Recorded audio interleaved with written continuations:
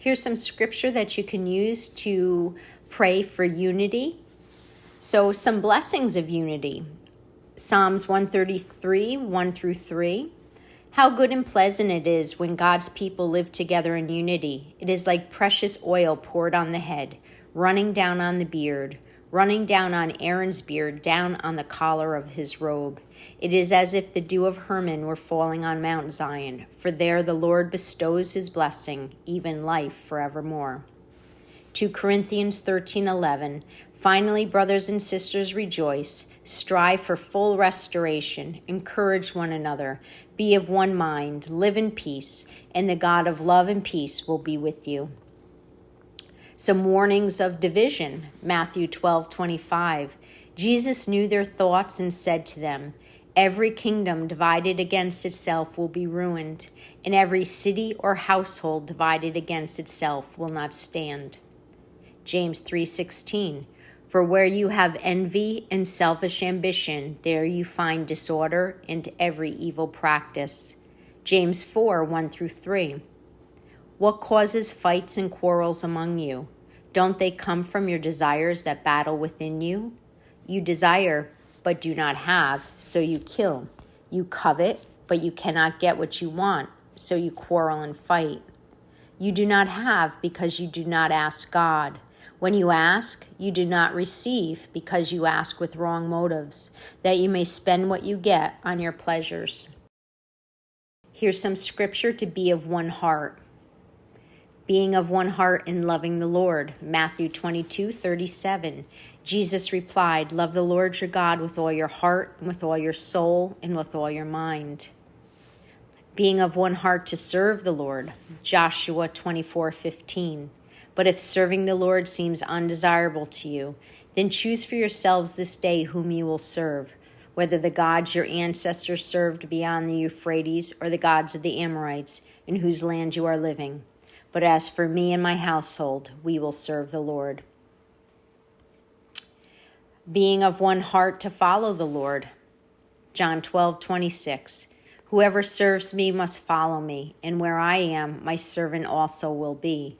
My Father will honor the one who serves me. Being of one heart to consecrate yourself unto the Lord. Romans 6:12 and 13. Therefore do not let sin reign in your mortal body, so that you obey its evil desires. Do not offer any part of yourself to sin as an instrument of wickedness, but rather offer yourselves to God as those who have been brought from death to life, and offer every part of yourself to him as an instrument of righteousness. Some scripture to be of one mind through our actions. Philippians 2:1 through 4.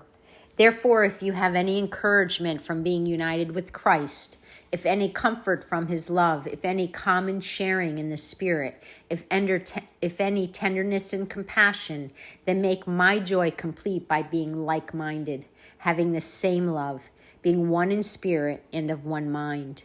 Do nothing out of selfish ambition or vain conceit. Rather, in humility, value others above yourselves, not looking to your own interests, but each of you to the interest of others. 1 John 4:7. Dear friends, let us love one another, for love comes from God. Everyone who loves has been born of God and knows God. Philippians 2:14 and 15.